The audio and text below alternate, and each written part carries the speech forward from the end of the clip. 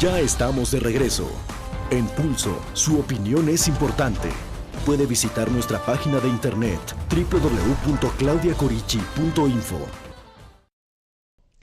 Estimadas amigos y amigos, qué bueno que sigan con nosotros en este su programa Pulso Fórmula el día de hoy, con un invitado muy especial.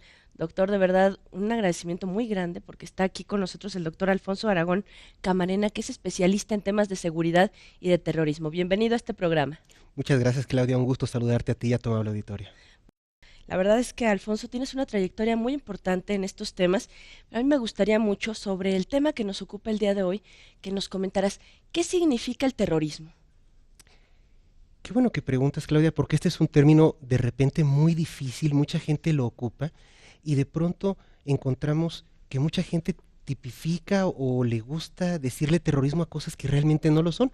Podría parecer que cualquier cosa que nos causara terror hoy en día es terrorismo, cuando realmente no lo es. Se requieren algunos detalles que tienen que cumplirse para que se pueda decir si existe o no. Y entonces, lo primero que valdría la pena comentar es que no tenemos una definición mundialmente aceptada de terrorismo. Todavía hasta la semana pasada teníamos más de 200 definiciones y no nos podemos poner de acuerdo en el planeta. O sea, un país tiene una definición y para otros es otra cosa. Por ejemplo, observamos que nos da la impresión que para Estados Unidos casi todo es terrorismo. Incluso puede ser factor de peligro, casi de terrorismo, algunos migrantes, y en otros países hay otra definición. Pero estos actos terroristas aceptados mundialmente, ¿cómo es que llegamos a la definición de decir, sí, los actos, por ejemplo, de Boston o otras cuestiones que han ocurrido en el pasado en España, en Estados Unidos, sí son actos terroristas? Para eso, Claudia, tenemos una serie de elementos que nos pueden permitir decir si eso no es. El primero de ellos es el uso de la violencia, pero puede ser violencia física o puede ser violencia psicológica. Yo puedo finalmente violentarte mediante alguna amenaza sin necesidad de llegar a la fuerza, pero tiene que cumplirse con la existencia de la violencia. Tiene que haber la intención de usarla. Es decir, no puede ser un producto colateral o no puede haber salido simplemente como una consecuencia no deseada. Tiene que estar planeado para que así sea. Entonces, violencia, intención, y algo interesante es que tiene que haber un emisor, un receptor y una audiencia para que esto funcione. Y además, junto a todo esto, tiene que haber un mensaje. Y ese mensaje tiene que tener ciertas características. Tiene que tener un fin político, ideológico o religioso. Es muy interesante lo que comentas. Me surge una pregunta. ¿Los actos terroristas se pueden realizar desde una persona o tienen que ser, como cuando hablamos de la definición de crimen organizado, por más de 3 personas o por un grupo organizado? Puede ser desde una persona hasta un grupo significativamente mayor. No hay problema. Por ejemplo, quienes cometen este tipo de eventos terroristas, ¿generalmente los reivindican? ¿Es una pauta generalizada o no siempre? No siempre. De cada 10 atentados en el planeta hasta el año pasado, a veces entre 5 o a veces hasta 6, no se los reivindica ninguna organización. Creen que simplemente por la forma en cómo lo hicieron se puede deducir quiénes fueron, o en su defecto no les interesa que la gente lo sepa porque ellos mismos creen que el mensaje le está llegando a quien tiene que llegarles sin necesidad de promoverlo. Es un tema muy importante. Justamente por esto a mí me llama la atención. Decías, tiene que haber de alguna manera una causa, una motivación. ¿Cuál es la diferencia, por ejemplo, entre un acto terrorista o una persona, como estas que hemos visto que ha ocurrido permanentemente en los últimos años de manera más agudizada en Estados Unidos, en los cuales un individuo llega con armas de alto poder y puede masacrar a varias personas? El caso, por ejemplo, de la película de Batman, por ejemplo, Así que es. tuvimos la lamentable ocasión de ver. La diferencia es muy particular. En el caso de los terroristas, todos ellos se creen altruistas, es decir, creen que están haciéndole justicia, un favor a la sociedad a través de lo que hacen. Entonces, su reivindicación es para el colectivo de cierto tipo de causas que creen que están abanderadas por un cúmulo de gente. En cambio, gente como esta que se dedica a dispararle a gente desde una torre sin ningún tipo de miramiento y sin ningún tipo de objetivo en particular, son más bien gente de perfil psicótico o psicópata que tiene un objetivo meramente personal, es decir, lo hacen por el gusto de hacerlo o por algún trastorno mental que los lleva a pensar que así se pueden sentir mejor, por ejemplo, o que ese es el objetivo que persiguen, pero no es para los demás, ni persiguen un fin ideológico, político o religioso, esa sería la diferencia. Claro. Yo creo que ahora que hemos visto este evento de Boston y además ha sido una constante en los últimos años en Estados Unidos. Yo te diría, ¿por qué Estados Unidos, en tu opinión, doctor, es tan proclive a que sucedan actos terroristas? Hay una, hay una buena tesis al respecto y dicen muchas personas que tiene que ver con la forma en cómo manejan su política exterior. Y en la medida en que los Estados Unidos manejan y atienden sus intereses fuera de sus fronteras, obviamente generan ciertos enemigos que no están de acuerdo con ellos y por lo tanto son más proclives a recibir pues este tipo de violencia, ya sea en casa o fuera de ella, pero contra estadounidenses. Fíjate que es muy interesante lo que comentas porque incluso en las elecciones, a diferencia del resto de los países, de la mayor parte de los países, incluido México, donde los temas internos son la prioridad, en Estados Unidos parte de los temas de campaña es su posición sobre temas internacionales o sobre diversas agrupaciones. En el caso de México, ¿somos un país proclive al terrorismo y hemos tenido estos eventos?